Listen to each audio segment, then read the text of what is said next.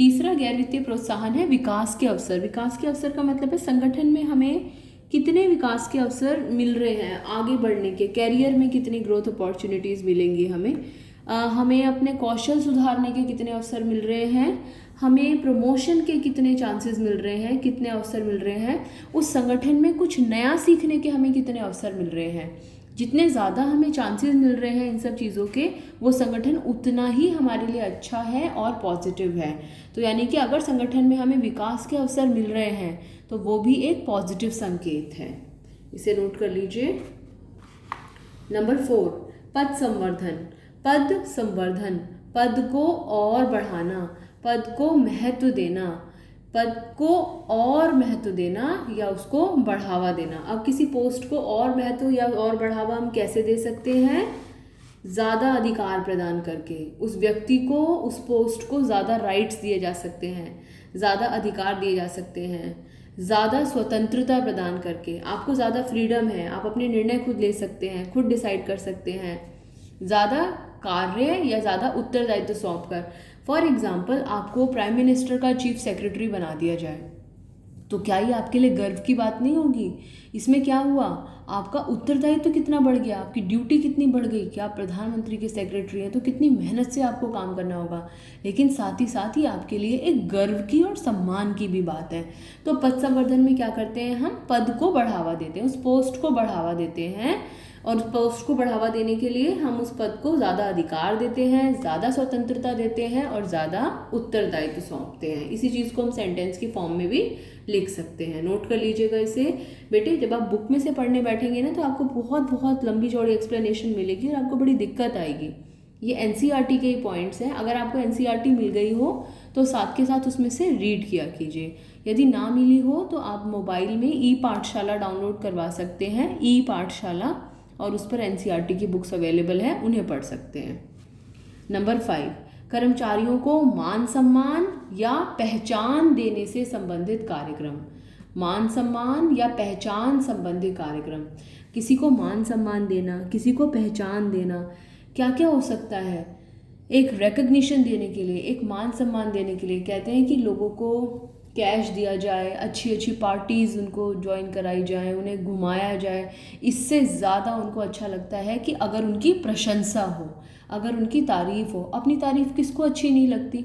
हर व्यक्ति को अपनी प्रशंसा पसंद होती है। तो उस व्यक्ति को मान सम्मान देने के लिए या उसको पहचान देने के लिए, यानी कि उसके काम की सराहना करना। पहचान से मतलब क्या है? उस व्यक्ति के कार्य की सराहना करना। तो किसी को पहचान कैसे कैसे दी जा सकती है? उसे बधाई दी जा सकती है। शाबाश, आपने बहुत अच्छा काम किया, अरे वाह, कॉन्ग्रेचुलेशंस, वाह इतनी सुंदर पेंटिंग, अरे वाह क्या बढ़िया काम किया है। तो ये हुआ व्यक्ति को बधाई देना, कॉन्ग्रेचुलेट करना अच्छे काम के लिए। दूसरा, ये पहचान के तरीके हैं, क्या क्या किया जा सकता है। नोटिस बोर्ड पर उसका नाम आना। जैसे मैं एक बार एक हॉस्पिटल में गई तो उस हॉस्पिटल में एंट्री पर ही लिखा हुआ था employ of the week, doctor of the week. तो मतलब हर व्यक्ति के लिए, डॉक्टर भी, एक स्वीपर भी, एक 4th क्लास एम्प्लॉय भी, हर किसी का उस नाम दे रखा था कि इस हफ्ते का, इस महीने का star employ of the week. एक बार मैं ऐसे किसी शॉपिंग मॉल में गई तो वहाँ पर भी उन्होंने ऐसे स्टार बनाकर उसको लिखा हुआ। तो अगर किसी व्यक्ति का नाम नोटिस बोर्ड पर आता है, मॉनेटरी टर्म्स में, पैसे की फॉर्म में कोई उसको बेनिफिट नहीं मिल रहा है, लेकिन वो नाम वहाँ पर देखकर, अपनी फ़ोटो वहाँ पर देखकर व्यक्ति कितना खुश होता होगा। आपने देखा है स्टेडियम में कई बार प्लेयर्स के नाम पे भी स्टैंड बना दिए, सचिन तेंदुलकर स्टैंड, अलग अलग उनके नाम रख दिए जाते हैं। आप ज़्यादा क्रिकेट देखते होंगे तो आपको पता होगा। नेक्स्ट है सर्टिफिकेट देना, प्रमाण पत्र। आपके पास भी कितने सर्टिफिकेट्स होंगे जो आपने अभी अपने स्कूल लाइफ में इकट्ठे किए होंगे, और जब आप इन सर्टिफिकेट्स को आगे तक संभाल के रखेंगे। ये कहने की बात नहीं है, मेरे पास भी अपने बचपन के बहुत सारे सर्टिफिकेट्स हैं जो आज भी मैं उनको देखती हूँ तो मुझे इतनी खुशी महसूस होती है। स्मृति चिन्ह प्रदान करना, स्मृति चिन्ह, मेमोरीज देना। जैसे आपने स्पोर्ट्स में कितने आप ट्रॉफीज़ लेके आते हैं, कितने मेडल्स लेके आते हैं, गोल्ड मेडल, सिल्वर मेडल, क्या वो गोल्ड का मेडल होता है? लेकिन उसकी खुशी कितनी होती है जब आपको वो मिलता है। तो वो स्मृति चिन्ह मिलना। जैसे बच्चे मैड की वर्कशॉप्स में गए तो वहाँ पे उनको टी शर्ट्स मिली, उन टी शर्ट्स के ऊपर मैड लिखा हुआ है। आपको स्पोर्ट्स में स्पोर्ट्स किट मिली, टी शर्ट्स मिले, ट्राउजर्स मिले, यूनिफॉर्म मिले। तो ये सब चीज़ें भी जो है ये मान सम्मान में ऐड करती हैं व्यक्ति के। और पारितोषिक मतलब कुछ अमाउंट देना, अवार्ड देने। जैसे 26 जनवरी का प्रोग्राम होता है, 15 अगस्त का प्रोग्राम होता है, तो कहा जाता है कि भाई इस बच्चे ने बहुत अच्छा परफॉर्म किया तो इसको 100 रुपये दिए जाएंगे, सारे पार्टिसिपेंट्स को 100 रुपये दिए जाएंगे। तो ये सब चीज़ें जो हैं, कितनी खुशी बच्चों को मिलती है कि वो सोचते हैं कि हाँ अगली बार हम भी इसमें पार्टिसिपेट करेंगे। हमारा 6 पॉइंट है पद सुरक्षा। उस पद की सुरक्षा, उस पोस्ट की सुरक्षा।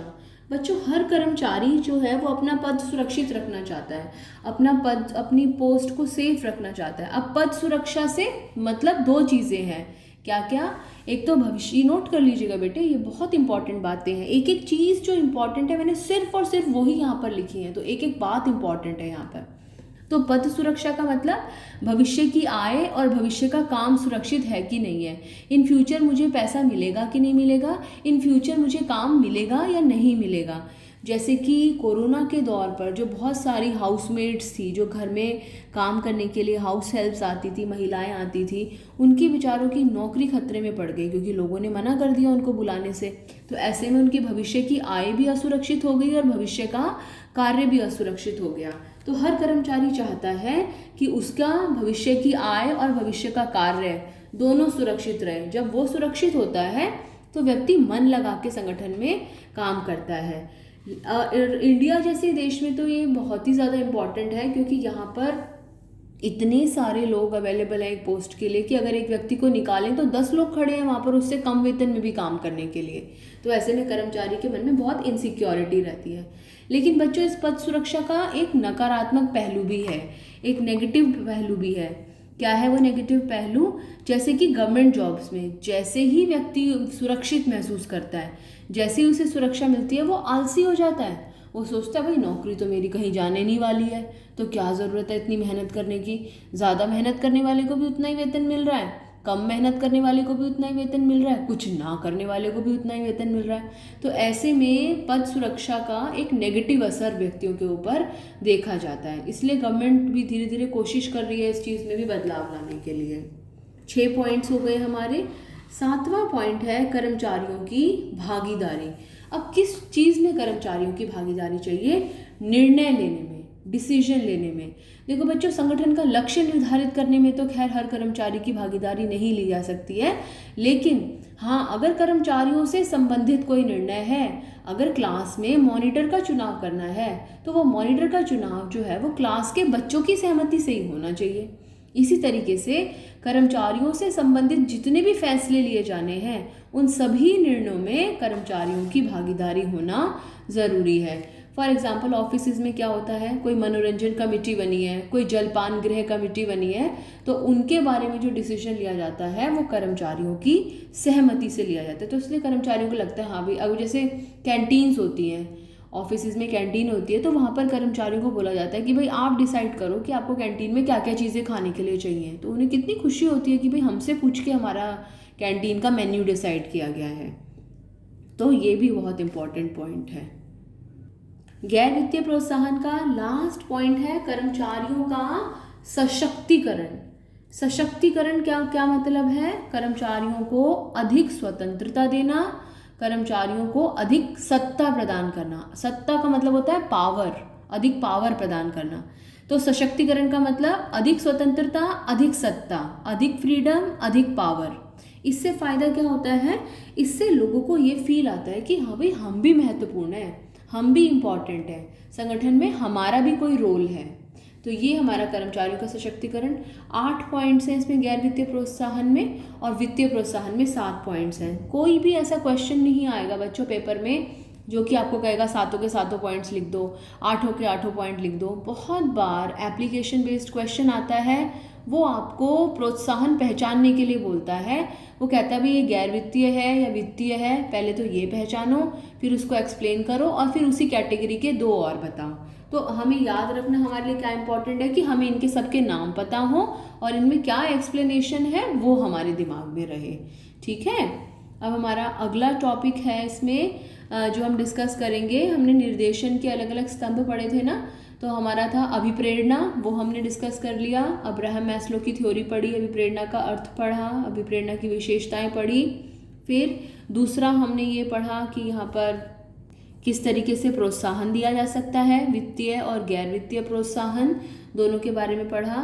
अब हम सेकंड जो निर्देशन का डायरेक्टिंग का दूसरा स्तंभ है वो डिस्कस करेंगे, जिसकी हेडिंग है नेतृत्व या लीडरशिप।